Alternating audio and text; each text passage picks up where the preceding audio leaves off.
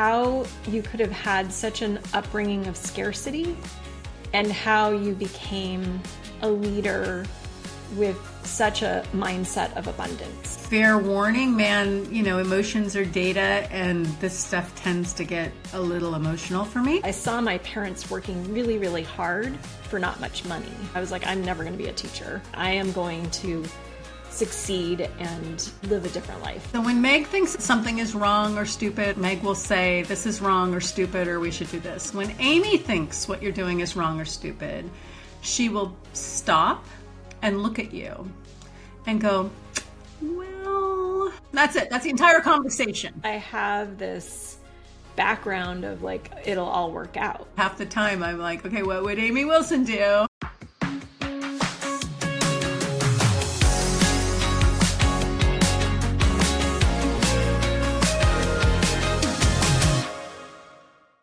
Welcome back to the Meg and Amy Show. Thank you so much for the support for our show. Please do like and subscribe and add comments. We would love to hear from you and what you'd like to see more of on the show. Hey Meg, what's up? Oh my goodness, back in the Bay Area just in time for the rains to happen. So the atmospheric river is in effect. Exactly. But it is nice to sleep in your own bed again and catching up and all of that. So yeah. Do you want to share with everyone where you've been? Where the heck have I been? Yeah, so the last couple weeks did a trip to Asia, joined Jerry Crispin's group that went to Vietnam. And we went there to talk with business leaders in Vietnam and learn what we could about what HR was like in Vietnam, what work is like in Vietnam, all of that. So it was a nice combination of traveling to a place I've never been and learning.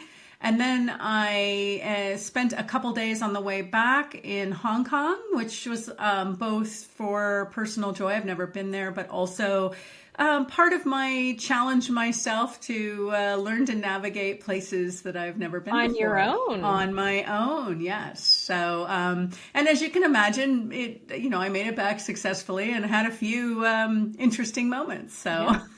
Well, so what did you learn in Vietnam?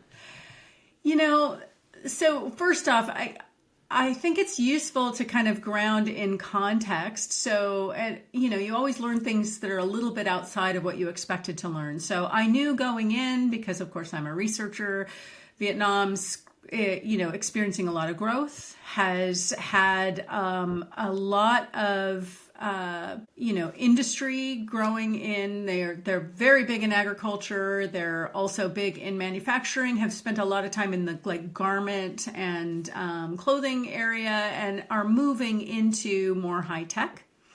Definitely all of that proved true. We got to talk to business leaders in a range of industries, so that really helped. And one of the things that I learned was just, how the world looks different and how your assumptions are so different when you're standing in a different seat and experiencing a different starting point. So, of course, Vietnam had a very tumultuous series of wars, and we all kind of have our own understanding of that. But the rebuild process has been pretty successful. And what I found particularly interesting is just, again, unsurprising, the creativity and the resilience of this particular workforce. So the questions they wanted to talk about were all of the greatest hits around AI, but were also a lot about carbon emissions. They've got some pretty stiff expectations for their own net zero goals. I will tell you that true to stereotype, there was a lot of picture taking, like a crazy amount of picture taking. We would take pictures at the beginning of the meeting with everyone, and then we'd get pictures at the end of the meeting with everyone. And then people wanted to do individual pictures. I don't know where all these pictures are going. I'm probably going to be famous forever. It's the new version of card swapping? Yes. Much less. I even printed up business cards, much less interest in business cards, so much interest in photos. But my favorite story was we were trying to leave an event and we were getting on an elevator. The elevator was small, didn't fit too many people. So we had to get multiple rounds of people down this elevator. And they literally came and pulled us back off the elevator to take more photos. So it was like, oh my goodness, I have never. So yeah, I don't know what there's. Good thing you did all of your photo boot camping. That is exactly right. And all of the posing research I've done on Instagram. Yeah, exactly. Very, very did you helpful. Get any, you need to smile mores? I think that was implied. Also got to teach the rest of the delegation, how to do the Asian heart. I guess that was new for them. So that was new for them. Yes. So yeah. Oh, you are the American delegation, you're saying? Correct. Not the Asian. Okay. Yeah. No. They kept trying to tell everybody to do it, and the rest of the delegation was like, "What?" And I was like, "Hold my beer. I'm the Korean drama watcher." So yeah, I got that one. So I now sort of mentally categorize Asia to chaotic Asia and orderly Asia, and what I mean by that is very specifically, what does it mean to cross the street? And what does it mean to be a pedestrian in the culture? So Vietnam falls on the India, Cambodia side, which I put in the chaotic Asia, which means that I do not feel personally qualified to cross the street. All right. So we have so much to talk about, but we have a couple more things. So the first thing, or the second thing, I guess, is that I have a new guilty pleasure. Ooh, tell me. Share. Well, our friend Marnie, our good friend from SAP, she has started a podcast with her friend, and they review a documentary. And they promise no facts or truth, but they are delightfully Minnesotan. So cool. Which, my mom grew up in Minnesota. I was born in Minnesota, so I have a lot of Minnesotan relatives with that beautiful accent, and they're just so fun. So if you have spare time for a guilty pleasure, do tune in. They've reviewed that Catfish one and the Biggest Loser documentary and the Fire Festival and all sorts of them. Yeah. And the name of the podcast? It's called The Gist Project. Ooh, yeah. I like it. I like it. All right. And then the third thing that I wanted to tackle before we get into our big topic is our friend Sangeet Paul Chowdhury, who we had on the show a couple months ago, posted an interesting thing on LinkedIn. He was talking about how he sees that there's a strange idea going around about how HR and IT should merge, and we should be treating AI agents like workers. And he thought that this was a terrible idea because AI agents should be thought of as capital assets and rather than operating expenses. And so we should not be thinking of them in this way. And I thought that was so interesting because, of course, we talked with Sangeet at length. And at the same time, we also have talked about the concept of AI agents as workers. And so he was definitely contradicting a lot of the things that we've been saying. So I wanted to get your thoughts, Meg, on this topic and how to unpack it a little bit and where we were wrong or where we want to stick in our heels. What do you think? Yeah. So first off, one of the things that I like about the way that Sangeet looks at the world is, with a very systems thinking lens. And so when I read this, first off, I loved the fact that he just drew it right back to capital allocation, because if you talk to any board member, that's what we talk about. I think to remind our listeners a little bit that capital allocation is just a fancy way to talk about where are you investing and why are you investing? I think something that gets a little easier if you think in terms of robotics, right? So just setting aside AI agents, and we'll come back to it. If you think in terms of where we have shifted from humans to machines And maybe the most recent Amazon layoff is a really good one because they're using a lot of robotics in their warehouses. It's easy to understand that you're dealing with the trade-offs of automation, how we should think about the investment side. What's big about this idea is it suggests that you need to think big, and you need to think in terms of something that you would pay off over a long period of time versus something incremental. I think where it gets more nuanced is the fact that these agent side taking on tasks, doing work, starts to look a little bit different than robotics in several use cases, and much more as task completion type activities. And I think in those cases, all of the things that we've discussed, which is what about oversight, who's responsible. I think a point that you're making too is that like a lot of it is like kind of micro tasks too. So it's very embedded in the workflow rather than like, you know, a machine that's at least in the current times, right? At some point, AI agents might do like a whole lot all at once, but in the current time, it's very much like incorporated into a human workflow where there's humans and agents together, and you know how they're interacting and who's doing what. So there's a lot of like coordination between humans and AI agents that needs to be managed. That's right.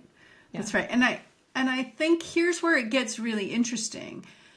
I think we lump all of this together in this like enthusiasm and conversation around AI. And I actually think we're having multiple conversations here, which is truly about so many parts of work and of kind of like the foundations of our economy are ripe for change here.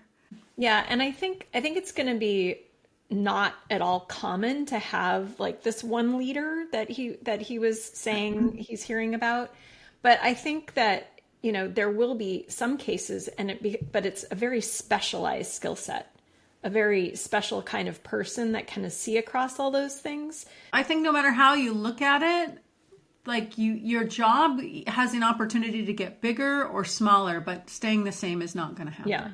And then the last thing about the post that I found just absolutely hysterical was the irony of him arguing that they need to be thought of as assets and capital, and how the HR community has been arguing for the last 30 years that people should be considered capital assets in companies. So anyway, I thought that was a very funny parallel. The main topic that I wanted to discuss today was actually inspired by the personal story that you shared in a recent Insight Loop. So for those of you who don't know, Meg regularly, maybe once every couple weeks. Yeah, it's a bi-weekly, but sometimes more. She posts a newsletter that includes a roundup of all of the things she read, which is absolutely disturbing, with some commentary, some overarching commentary, and then some individual commentary. It's really quite a special sponge experience. But anyway, so Meg's recent story was she was talking about her upbringing. And, you know, I think you were triggered, Meg, a little bit by recent events with the lack of funding to SNAP programs, and that brought up some childhood memories. And, you know, the story that you shared, you know, reminded me how much I've always been wondering how you could have had such an upbringing of scarcity and how you became a leader with such a mindset of abundance. So I wanted to tackle that a little bit today. And then I thought it would also be fun to compare and contrast a little bit with my upbringing, which was not quite so hardshipy, though it had its moments. And then, you know, it's always fun to talk about our similarities and differences and the tensions and kind of the, you know, the superpowers and blind spots that we have. What do you think about that? I think it's great. Fair warning, man, emotions are data, and this stuff tends to get a little emotional for me, but we will do our best and see if we can balance it out with dark humor, which I realized recently is related. Yeah. Well, I will tread carefully. Okay, so first of all, you shared in your piece a little bit about how you experienced two realities. One was some of the evangelical leanings that you were having as a young person attached to adults that decided to go in that direction. And then the other were, working class values. So I wanted to better understand kind of those two realities for you and how those were formative. Yeah. So I tried to frame this a little bit, that I don't think it's completely unusual for children of divorce to experience contexts that are very different as their parents diverge. And so, my parents divorced before I was a year old. And so my entire life that was the norm, that, you had like one experience with one parent and another experience with another parent. I also happen to have like two parents that, again, typically the divergence tends to happen as life does. There's a reason people come together and reasons that they split apart. But I also think that, I had a very sort of different humans in my parents, where my dad you would describe as kind of a consistent and even keel, and my mom you would describe as very high fluctuation. Jumped into a lot of new things with 2 feet, and then changed again. I think my dad even reflected once that, like, because of that sort of, you've got one sine wave kind of like going up and down, and then you've got one straight line going straight. At some point they intersect, and that seems like they make sense together, and that's what maybe how their relationship happened. And then eventually you realize, wow, this is like we're not compatible people. So I think that while most children of divorce, especially when it happens when you're young, do experience like that, those sort of different worlds, mine was probably maybe outsized because of these experiences. And so, yeah, what I tried to describe more than anything was that how those different realities took me a long time to kind of understand to their fullness, because, and maybe I haven't even fully gotten there, but recognizing that living two realities and having them be so different worldview wise. How would you describe the two worldviews in a nutshell? I don't know. There is a nutshell, but I will say, so as it relates to social assistance and poverty in particular, I would describe my dad's worldview as being against any kind of social assistance.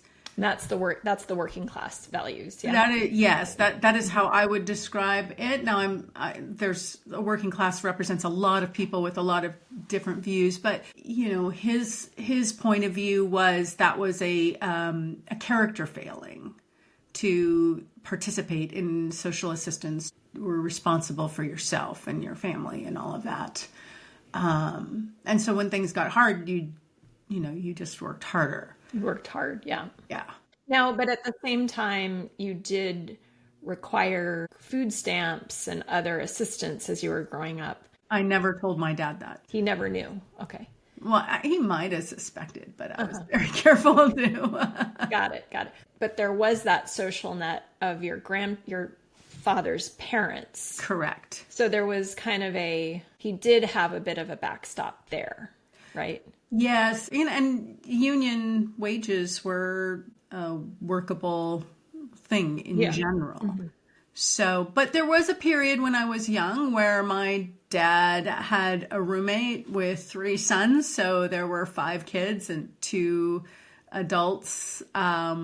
in a very, very small. And that's when you refer to being raised by wolves, I think. Correct. Right? Correct. And I was the littlest, so you can imagine 3 boys and then 2 girls, with me being, this would probably be age like 2 to 4. So yeah, very formative. But that's, that's how my dad made through, Right. when things were difficult. And then, like, in comparison, then the evangelical worldview, what was the feeling about assistance and poverty? Yeah, it didn't come up as much at the beginning. And again, the arc of childhood goes through phases as well. But so my mom and stepdad had a business. It was a carpet cleaning business. They were, my language, terrible entrepreneurs. They struggled a lot on all the dimensions of being a business owner. And what I didn't understand initially, but did become very clear later, is they made do by not paying taxes. And that doesn't pay off in the end. If anybody doesn't understand how the IRS compounds interest of back taxes. But they gave their money to the church, though, yeah? They gave the money to the church all the time. Yes, yes. And insisted we went to private school so that we could avoid any secular influence and all of that. So yeah, very, very complicated situation. So you were fighting for attention on the one side with the House of Wolves, and then on the other side you had kind of this like weird evangelical thing going on, and you were navigating a difficult stepfather too, right? Yes, you got exposed to a lot of different personalities, different risks of personalities. I would definitely describe my stepdad as a very angry, very volatile person, but also a very charismatic person, like super.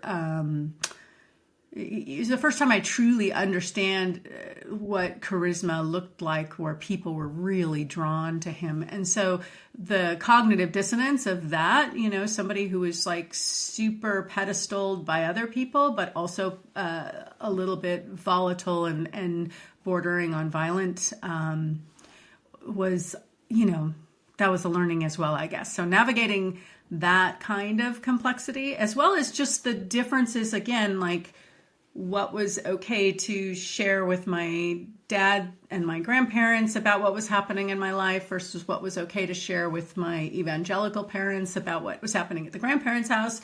Like there was just a lot of compartmentalization. Right. And, yeah. You had a lot of, complex processing to manage. And then the other bit was the moving all the time. And that was mostly financially driven, but we moved. I changed schools almost every year, sometimes multiple times in a year. And so just that, like picking up and going to a new context and trying to figure out how to navigate that. I think, yes, there was a lot of...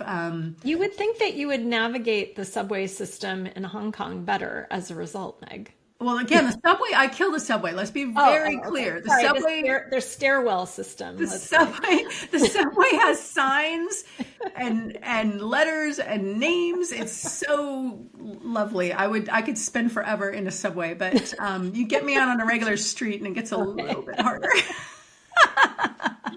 All right. So one other thing that caught my eye was in your article was that you never identified with poverty until your college applications, despite the fact that you were all evidence to the contrary. Stamps, government cheese, right. And a lot of the moving was to avoid. Afraid to ask for something if something was broken or needed to be fixed because you didn't want to be a burden. Yeah, right. All of that. So why do you suppose that is? I'm not sure if it was delusional or if it was kind of an awareness of the backstop of, well, like if things got really bad, I could call the grandparents in for a favor or whatever. But there was, like, again, sort of back to the kind of the weight of poverty. Like, I remember we moved my senior year and we moved to a bigger school, and I was reluctant to try out for the volleyball team because in order to try out, you had to get a $20 physical to say that you were qualified. And I was like, well, I don't know if I'll make the team, and I can't afford to waste $20. Yeah. One of the things that I didn't fully appreciate, and I truly do, is the reality of so many different contexts, and also the reality of nobody's really going to come save you, was overwhelming in childhood and super helpful in adulthood. That sets a nice foreshadowing for the future Meg that we'll talk about in a minute. So is it okay if we talk about me now? Yes, please. For the love of God, let's talk about you. So my childhood was kind of like the complete opposite in many respects. There certainly was a lack of money. Like, my upbringing was not in any ways wealthy and abundant.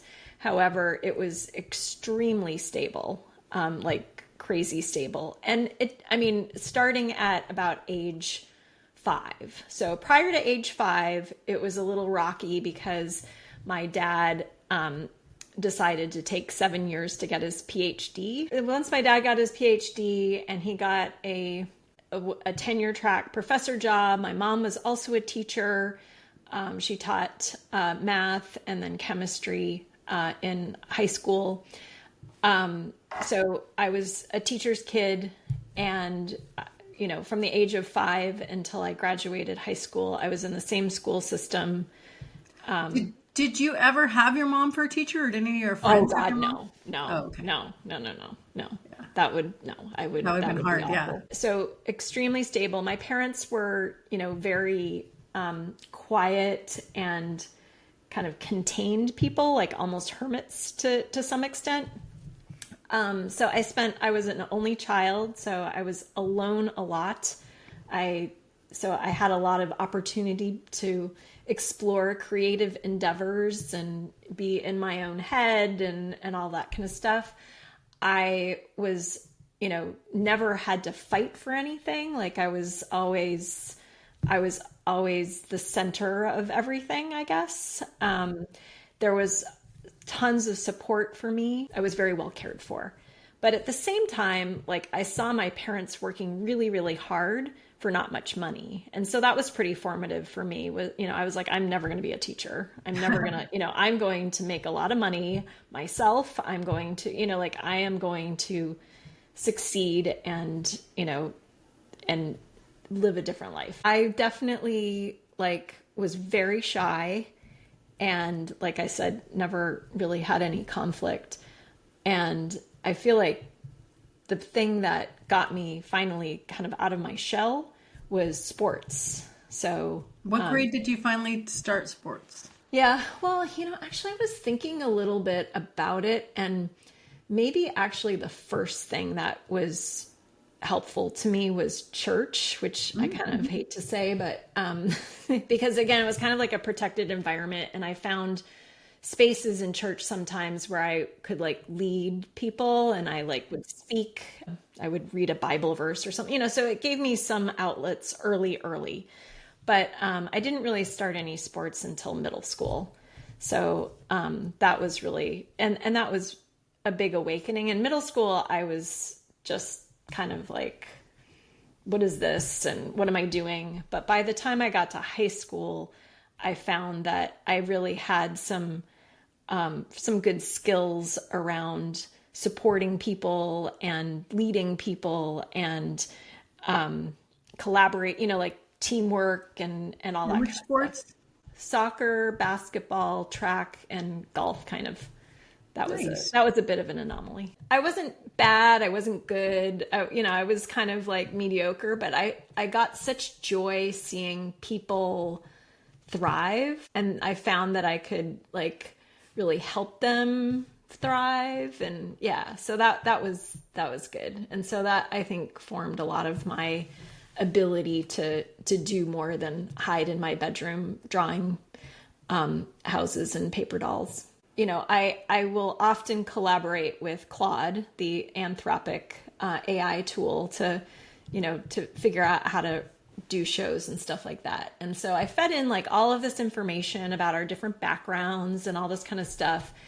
And Claude thought it would be fun to talk about some of our contrasts. And it suggested what it thought our decision-making styles were, our risk tolerance styles were, our communication patterns were.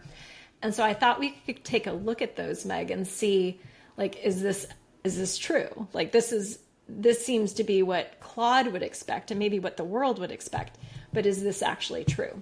So Claude thinks that Meg's risk tolerance is that she's comfortable with ambiguity and used to things changing based on her upbringing. And Amy's tolerance for risk is that she prefers calculated risks and structured approaches based on her very, kind of stable and secure upbringing. What do you think of that? Is that how you would portray our risk profiles? I think it's a narrow slice of that. So I do think that, yes, I'm definitely comfortable with ambiguity and I'm used to change, and I don't find that off-putting. I think the piece that is missing from that is, for me with risk, is I am actually very thoughtful about downside, probably too thoughtful about downside. I see downside very quickly and I make a lot of calculations about, do I have a strategy for that downside? If not, is there a way out of it? If not, abort. Yeah. It's interesting that you say that, because like when I read it, I was like, oh, this isn't right at all. But I wasn't thinking about risk per se. I was actually thinking more about like planning and preparation. Yes. And I was like, this is completely wrong. Right. This is like exactly the opposite. But you're right. In terms of your your ability to manage things, you are very comfortable with ambiguity. Right. You are very comfortable with things changing. But in terms of how comfortable you are with planning, right? Yes, and that gets to the downside, right? Yeah. So is where I get neurotic is, I think probably the way Amy would think of it is if I need to understand what the risks are and what my unique challenges that might show up, and at least intellectually understand that I have a plan for it. I can find a way through it, or I can navigate a way through it. And if I can't, or until I can, I will experience a lot of anxiety and stress. Yeah. 100%. And so kind of tying this back to your upbringing, did you find when you were a child that you could prepare and plan for things that were going to be problematic? Or probably not as much as I wanted to. So I think that's one of the gifts I gave myself as being an adult. I'm no longer vulnerable to somebody else's crap planning, because that was a big part of my life experience. Was I had very young parents. They did the best they could, but a lot of the choices were made optimizing for things that maybe weren't so great for me. Right. So yeah, you saw a lot of things go badly. Yes. And you saw poor preparation as the cause of those things going poorly. Poor preparation and just bad judgment. Yeah. Terrible judgment. I mean, wow, that was just, when I launched to college. So one of the things going off to college on my own, I left, I was 16. When I graduated high school, I turned 17 right at the beginning of college starting. And I was just I felt so much relief that I no longer had to explain to the one side from the other side what was happening to me based on a decision I didn't have control over. And then for me, I'm actually quite comfortable with kind of going with the flow because I have this background of like, it'll all work out, which is completely different. The people who were making decisions for me when I was a kid, it was fine. And then I would make my own decisions and they were fine and blah, blah, blah. At the end, I don't know. So yeah, so I would say that even when they weren't fine, you worked it out. Like, that's what I always admire about you is you're sort of like, well, I'm good at figuring it out when something doesn't go right, so it doesn't matter. I just can't be that person because my definition of not going right is much more catastrophized, I think. Yeah, I mean, even like if I got like a bad grade on something, I'd just go in and talk to the teacher and fix it.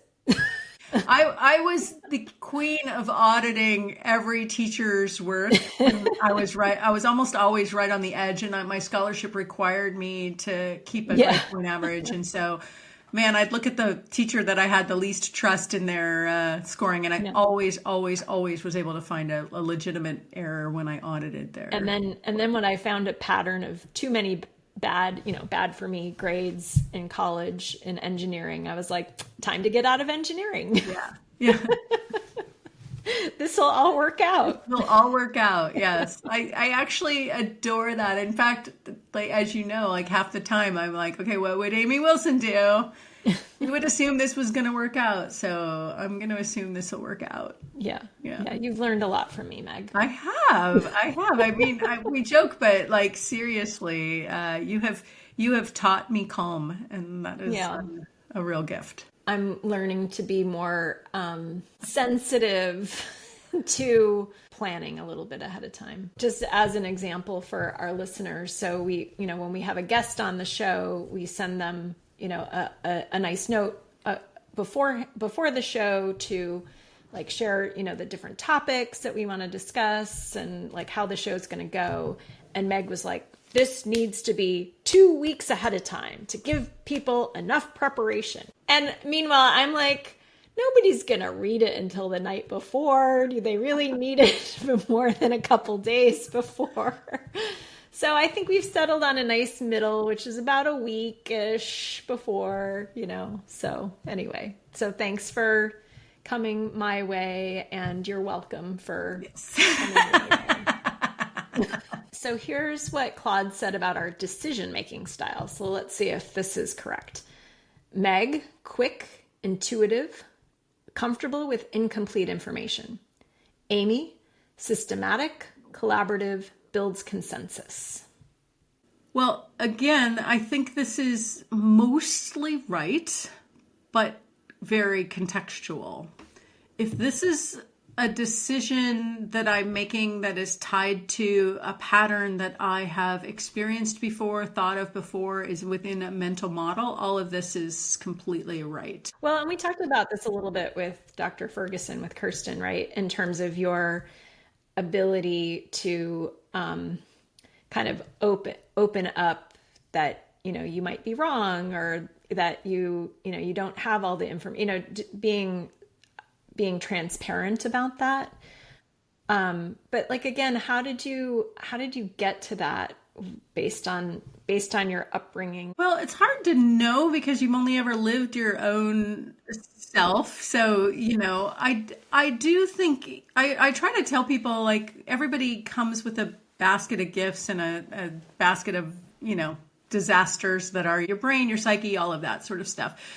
I do think the sort of quick and intuitive thing, I think that's kind of core to me. I think when you're little, people refer to you as bright or sharp or smart or whatever. And it really is that. Like I describe, I have a fast processor. I process information quickly. So I think that is just kind of core. The application of that and the confidence of that to make decisions I feel like I did have some leaps over my professional life where I got to a point and I'm like, oh, I'm comfortable in this, but not this. And then I'd get to this and I'm comfortable in this and not this. And also starting to realize, I'm just such a big fan of the Michelle Obama, when you realize that the people that you think have it all together oftentimes are just human and maybe not necessarily any sharper than you are. So somehow getting a sense to be able to calibrate what my decision process is. I have these moments where like I'll join a group and I will be like, I think this thing is important. And everybody will say, look at me like I'm crazy and ignore me. And literally like 2 years later, they'll be like, this thing is important. And, I've just had it happen enough times. Meg, this thing is important. You should care about it. I've had this happen enough times to realize that I actually see the patterns sooner than others. And that has its own basket of challenges because,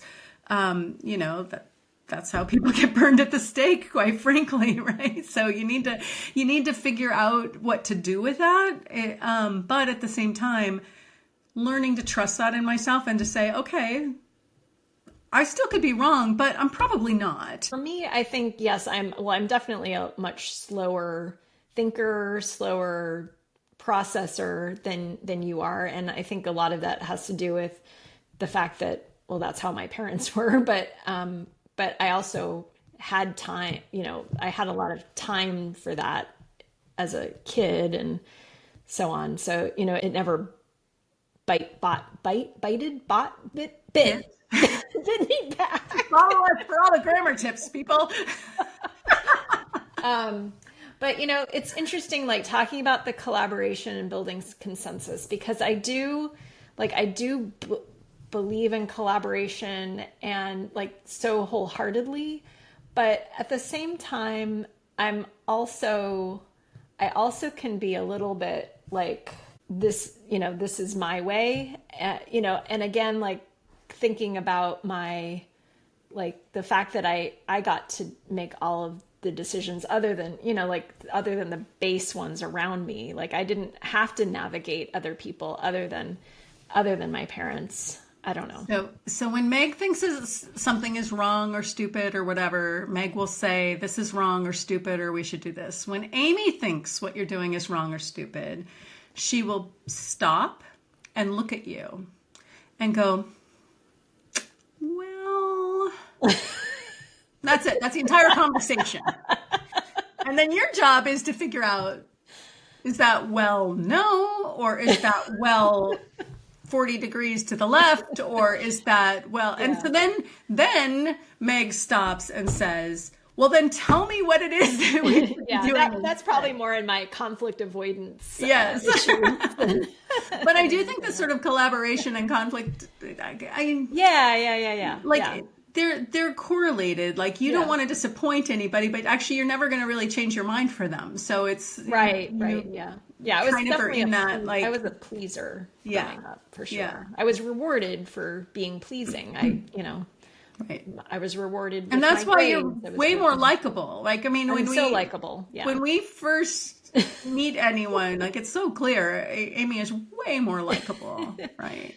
I was wondering that a little bit too, because, in some of our like political navigations and so on, like you're much more likely to, stroke an ego than I was. And I realized, I think it's because I just assume I'm likable. And if somebody doesn't like me, I'm like, that's your problem. Something's wrong with them. Yeah. Yeah. Which isn't wrong, but yeah. No. But you are much better at like, again, maybe this is kind of back to like reading the vibes of people that are, of difficult people and like what they need in order for you to be able to survive around them. Whereas I didn't necessarily have that. So, I just was, I was always pleasing and likable. And so, and there's also a certain subset of the population that really yearns for or values my quick responsiveness. It's a small subset, but I do notice that when people underestimate Amy, it's because they see me responding quickly and they're eager for that cadence. Well, you've always been so kind to me in terms of letting me get a word in, though. So that's well, after you kicked me under the table, that's true. Yeah. Well, after we became cordial to each other through Yes. our lunch meetings, but yeah. But yeah, I don't know if I would have made it in this world if you hadn't like let me have my 3-second pause before answering. Oh, definitely you would have made it. You would I have don't made it. know. But I don't know.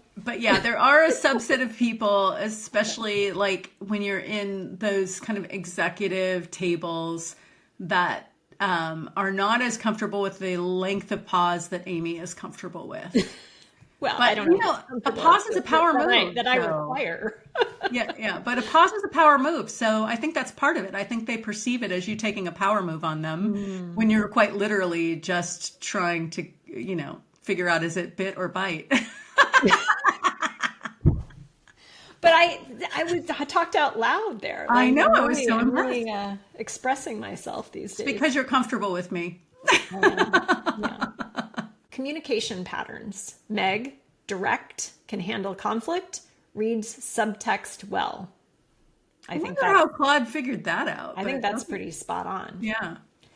Amy, diplomatic, builds psychological safety, inclusive. 100%. And I think that we got to that point of like, people adore Amy because she truly is genuine with them. And yeah, they feel it. Yeah. And so are you. All right. So concluding question for this meaty topic. How do we help each other see our blind spots? Well, first off, I think that we both feel deep trust from each other. And so we're able to hear things from each other that we probably couldn't hear from most people, because we know that if we bring it up, it's an important thing. So, and I think that's bigger than just blind spots. I think that's all feedback. I feel like when feedback comes from Amy, it's not only with my best interest in heart, but it also incorporates like my aspirational goals. Like I feel like you give me feedback, not just about, yeah, you were kind of a dick there or whatever, which is, important, but also like, hey, Meg, your goal is X. Maybe you need to think this way. And so I think that is, that's something that is so important to have, that kind of trusted relationships. And I think that because of our backgrounds being different, like you can help me feel good about something that I don't innately feel comfortable with. You can help me get there because you can remind me that maybe it'll work out, maybe it's not as bad as you're imagining. So, yeah, I mean, I think what you're saying is a little bit around protecting each other's hearts. Like we've talked about like how you need to protect your own heart, but it's a real gift when you have a friend, a work partner, a colleague, whatever, who is also protecting your heart. Like that makes a huge difference. So, I'm going to come back to that, deal we struck or whatever, that, you gave me time to answer questions, and that was very generous of you. And, if you hadn't done that, I would have been like a ball of anxiety trying to answer ahead of when I was ready, or just, sinking so deep into my shell. It would have been a very difficult time in my career. And later on I didn't need it as much, but at that time in my career, I needed it so much. And I could just tell that you felt that, and you cared so much to help me. So one thing that I've observed about Amy in the blind spot, but it's not really, it's bigger than a blind spot. I didn't fully appreciate for a very long time how self-critical you could be, because you're so easily like everything's going to work out, and you're very light, in general. Your energy is very, very relaxed and sweet, and what you see is what you get. And so it took me a long time to realize that you had a little bit of a dark side inner monologue, where sometimes you assumed that other people saw you poorly, or that people were thinking negative things about you. And that just shocked the hell out of me, because it's so funny. For as much as I know I get on people's nerves, I don't spend any time worrying about it. I'm like, it's sort of like, well, that's just how it is. So I guess you just, do what you can. I think honestly, it all stems to this one traumatic experience as a child. So, I was this shy only child. We had moved to a new neighborhood, and this was when I was 5 years old. And I just went walking down the street, and I saw a couple kids, and I went up to them and I said, "Hi." And they taunted me, and they said, "We have plums and you don't." Oh my God, kids are such dicks. And then they stuck their tongues out at me. And then I ran home crying. And then I don't think I left my house again for a really long time. Oh my God. I want to go slap those kids. I know. So see, I do have a lot of grit, Meg. Yes, totally. Those hardships are just adding up. Yes. So much resilience. Yes. But I would like to go back and slap them for you. Yeah, so absolutely. Yeah.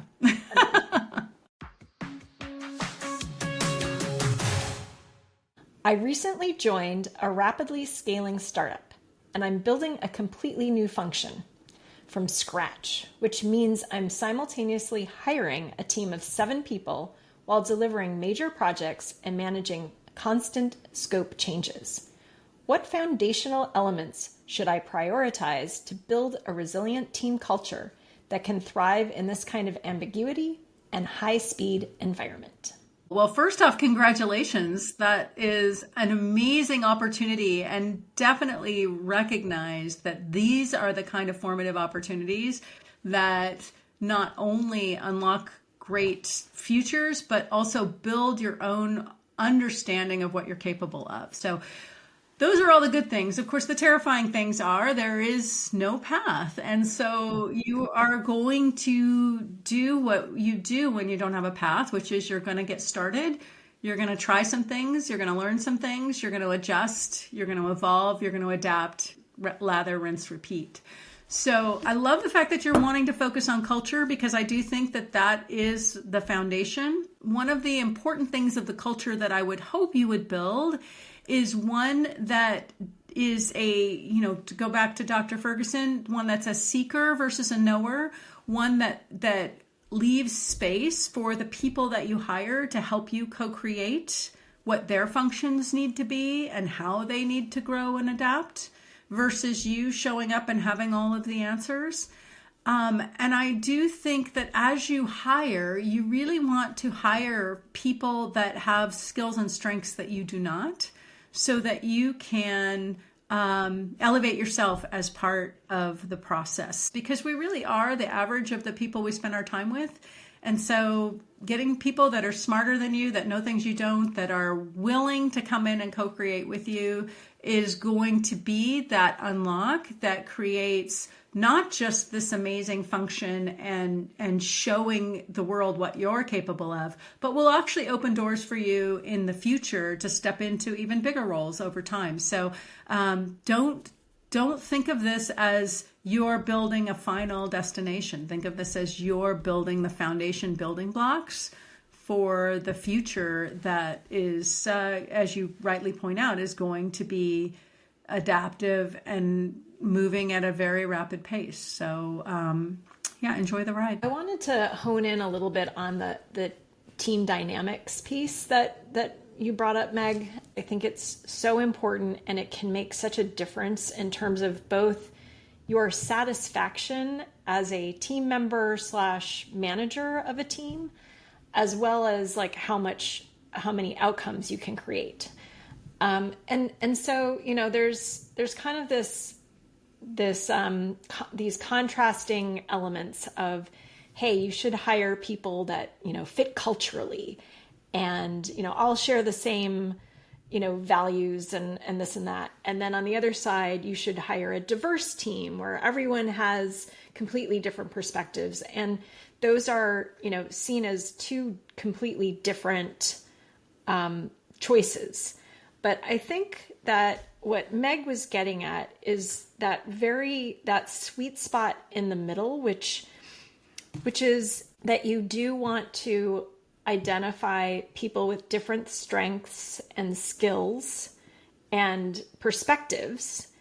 And at the same time, you want to ensure that all of those 7 people have, a shared vision and some shared values and some shared skills, like, the seeker, the ability to be adaptive, the ability to be curious, the ability to collaborate. So yes, good luck to you. It's going to be amazing. We're proud of you. Yeah, you got this. Are we going to be able to say goodbye today? I feel like we need a hug or something. I know we do, and especially because it's been, we've been away from each other for a little bit. Months. Yeah, it's been months. Yeah, but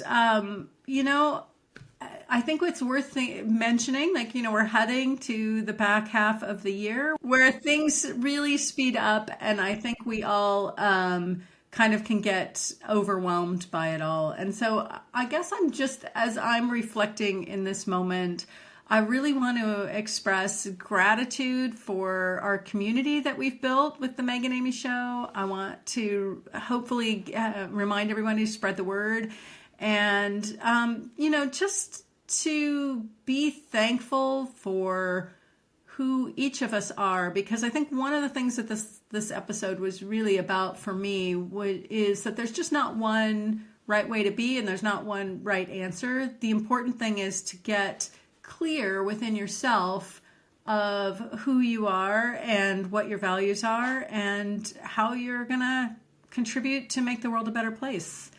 And with that, I implore us all to invent the future together. I believe in us. Let's make every day count.